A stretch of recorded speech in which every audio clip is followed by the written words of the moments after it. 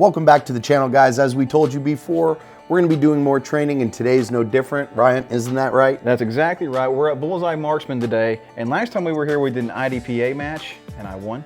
But this time, we're back for non-lethal force-on-force training, which is going to be very interesting.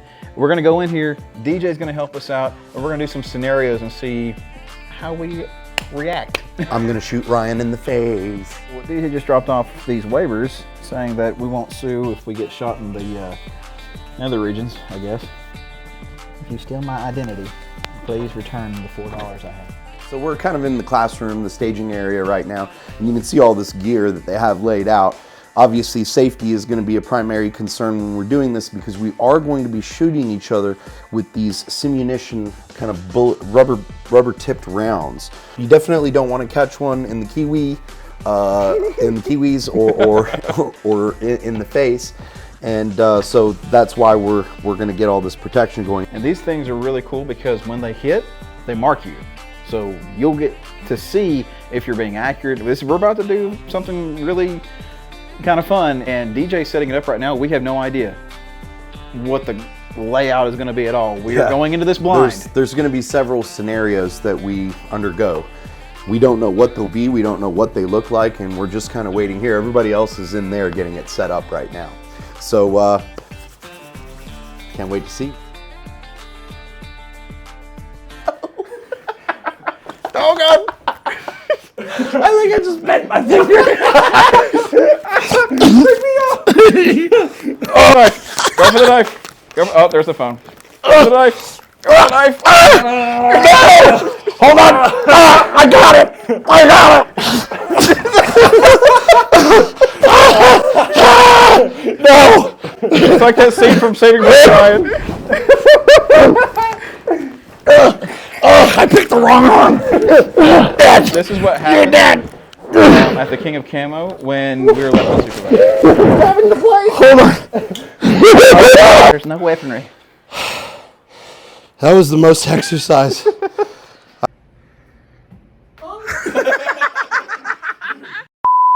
Hey, hold on a minute. Let me read this first before I say it. This is way too much to read. Okay, I'll just rather ad-lib. Okay, so this should be a lot of fun. We got the area quarantine. We got tape on the doors that you can't, and locked so you can't get in and out without being searched. So that's like a part of the evening is Yes. being searched as you exit and come back in. Yeah, and I would even say that we're all in charge of this. So we're going to have a quarantine. All the guns are locked up. Ours are in the lockers. If we go in and out, we're researched. Again, we're all going to watch safety. The guns that we have in here, they work just like real guns. They are real guns, but the ammo that they shoot is restricted to that UTM, Ultimate Training Munitions. It's a non-lethal training round, and it will sting a little bit and it will mark you, but you need that penalty to not want to get shot. That's why we're protecting the Kiwis. Pick the person that you would like to do your search. Who wants to get searched first? Do me. I think it's next. Do. Oh. I was put my dick in a spot. Yeah. Nothing. Now. This is Hartsfield International. All right, Devin, you're going to start with a squat and cough. Yes. Oh my God. He might like to be searched. I found Devin's spot. All right, turn around for me, sir. Quit pointing your butt at me, bro. No, you're fine. You're not a threat. I feel really bad for this, but it's going to be fun. If I can conceal something there. I think you guys are enjoying this way too much. This is just an excuse for Devin to touch me. He's good. Okay. Just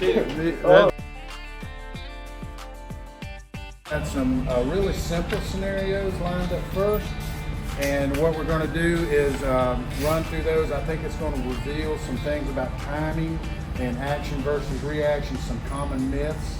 So what we're going to do is just a plain gunfight to start off with. As soon as you feel feel you have been hit effectively, go ahead and just raise your gun and hands up. Try to be the first one with a hit. Are you ready? Yep. Go!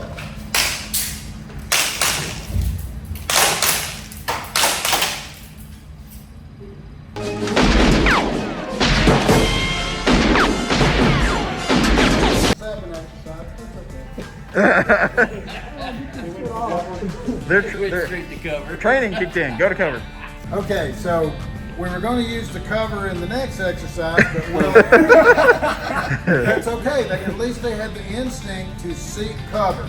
And as you saw, both of them got their magazines without getting hit. You can seek cover or concealment. It doesn't have to be a bulletproof vision barrier. As long as they can't see you, they will tend to not shoot through things. That's a great lesson. Seek cover will increase your survivability greatly, even at 7 yards. So now we'll run it just like Cowboy Town with no place to hide. Okay. What was that, Dave? I'm kind of nervous, but we're gonna have fun. All right, so gunfire. In the open. Here we go. Shooters ready, stand by. Go! Oh! They get you. Right in the freaking forearm and the thumb. You got me right here like 3 times. And maybe on the face mask. Oh yes, Right here. Freaking eye. Okay, so I noticed Nate got hit right in this area a little bit. 'Cause Right here. He was in pain. Oh yeah. And he got hit right in the face. Yep. So, what lessons can y'all think of we learned from just standing open, shooting at each other? Oh, you're gonna get hurt. Yeah. It's like you may win the gunfight, but you're not going to be at the victory party. Right. Did it sting a little bit? Oh yeah. Well, how many times did I hit you here? 2 or 3. 2 or 3 shots hit. I was right making here. sure you didn't make it home. Oh, you did. We're going to do the 21-foot rule, or the Tooler principle. Okay, so we're going to have a knife in the deal, and we'll get that going. So let's reload and run that one. All right. And when you see the knife person start running with the knife, that's when you draw and engage knife guard. This is a really common scenario though, if they talk about somebody with a hand weapon coming at somebody with a gun and how quickly they can close the distance. And you think you've got plenty of time to shoot them, but it's not as much as you think. Yeah, well, 21 feet sounds like a lot, But it's not. but it's not in reality. Just an average person can cover this in 1.5 seconds, which if your draw stroke is 1.7 seconds, it's not going to help you very much. That's another really important point. He knows it's coming. He knows it's coming. That eliminates wasted time. So this is a dream scenario, okay? So here we go. When I say stand by, all you're waiting on is him to start running at you with the knife. Okay. Well, calm down, buddy. Calm down. Just calm down. Whoa, whoa, whoa, whoa, whoa, whoa, whoa. That's insane. All right. That is intense. Like you just feel the urge to back up. So what you're going to do now is you're going to use barrels as to build distance. An object is just like building distance. You're going to try to maybe hook or do a J hook around this barrel, something like that. All right. Whoa, whoa, whoa, man. Keep cool. Keep cool.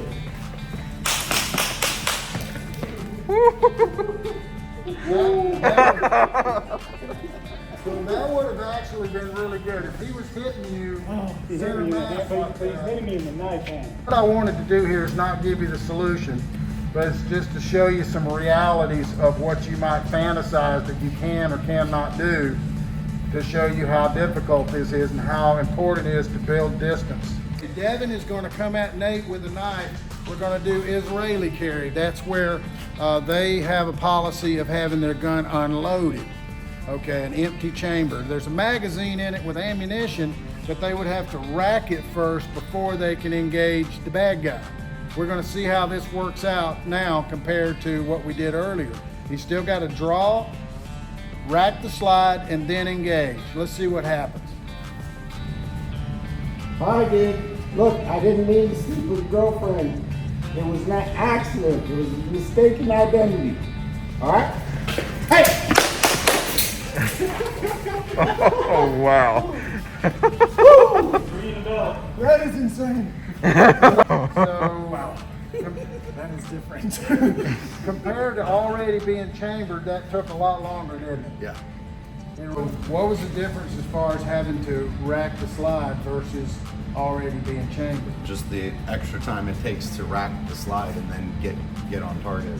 And I felt like watching that you almost you were forced to build distance. Yeah. It took longer.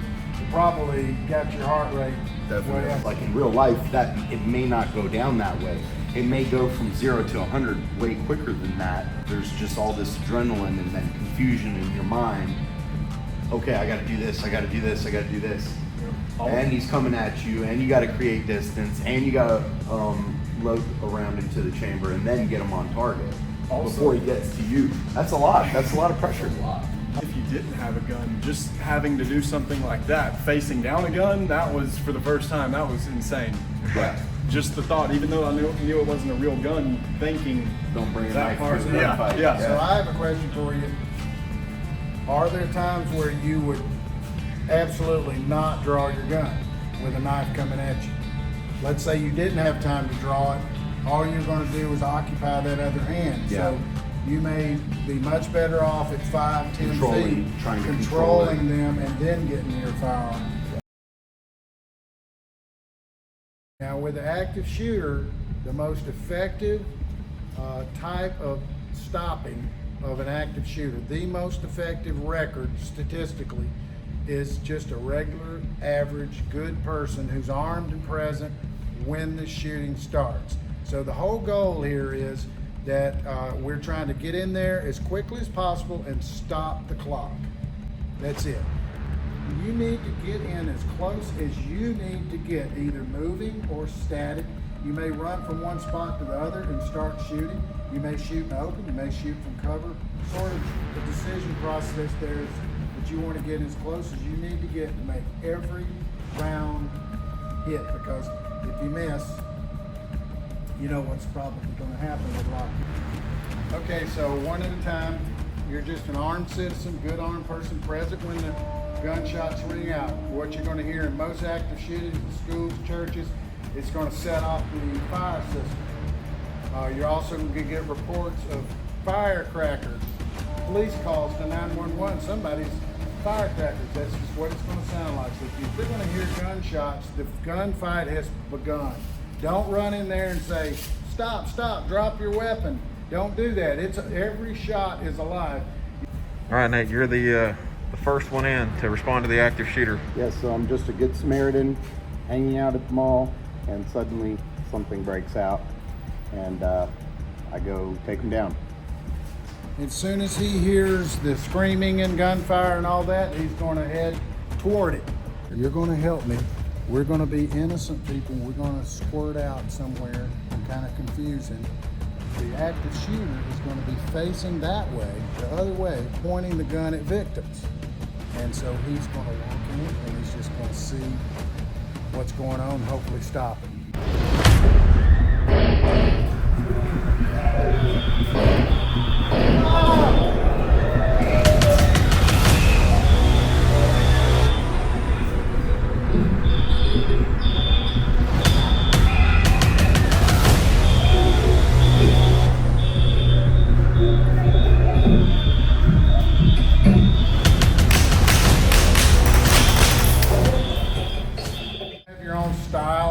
Whether it's a little more methodical or a little more aggressive, I would just argue that in some cases it's going to be getting in there quickly is going to give you more of an advantage.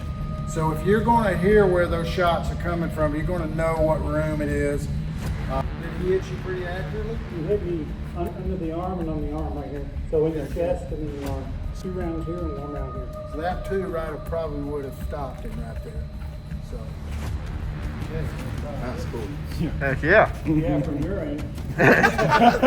And if you walk in there like there and the active shooters turn the other way or their back is turned, engage them. Don't say anything. If you ever see a pause in the gunfire and they have a malfunction, that's going to be a time to seize the moment. So it's not that you want to do this, you've got to do this. You've got to stop the active shooter. So it's really pumps you up. It does. You know, in the heat of the moment, there may be some unknown factors that you're hit with that you have to think on your feet. Yeah. And the more that you train, the better you're going to react.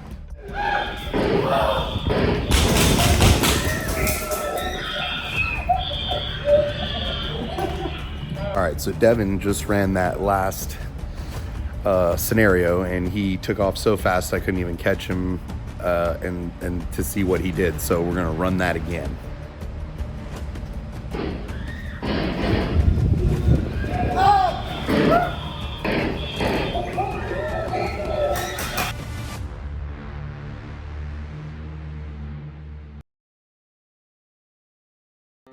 So you guys are coming this way. You're talking on your cell phone, distracted. You're armed, and then a robber is going to pop out from nowhere, and I want you to see what happens as we throw a few things at you. Oh my God. Can you believe this? There's no word that I keep Can you sitting up, believe so- that? Can you believe that? All right, get out of my. I told you to get off them social medias. Oh my God, huh? Can you believe this right here? All right, give me all your money, give me your wallet, give me your phone, give me something. Oh, Money. Money. All right, all your money I don't have any money. right now. Give me your phone. I don't have a phone. She has everything. She has it all.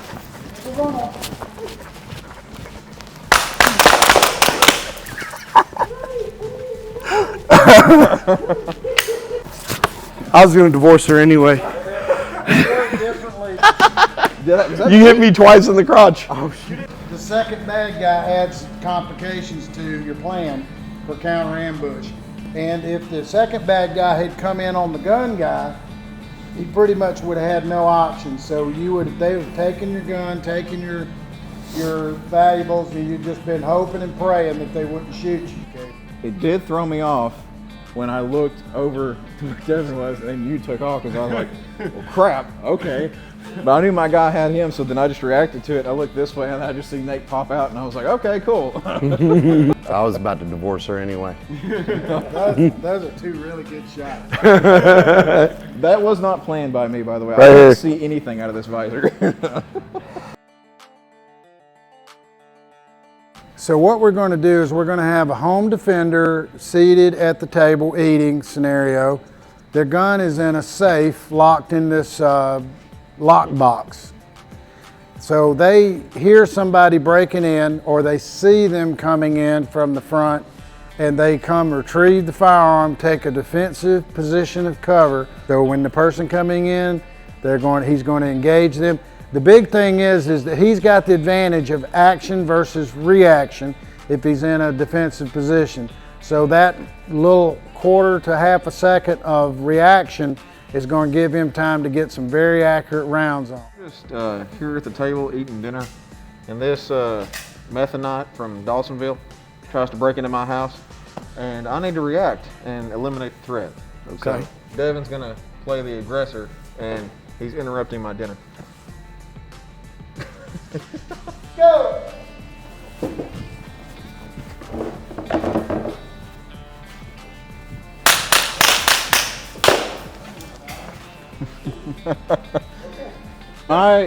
In my head, because this, if we're thinking in terms of a scenario, I'm exposed. I went to here. This does provide me cover, but I went over this way because I'm thinking this is a wall, and that way I can come out from the wall and I can see him, and that way if I need to get back behind the wall, I can. That was my thought. So Devin's going to be the home intruder. I'm going to be acting like I'm just in the house watching TV. My pistol's in the case right here. I've got to get up from my seated position, run, get the firearm, and then get back to a defensible position so I can defend myself. So I have no idea which angle Devin's coming in at, so time is of the essence. I better get here and get over there and then take out the target.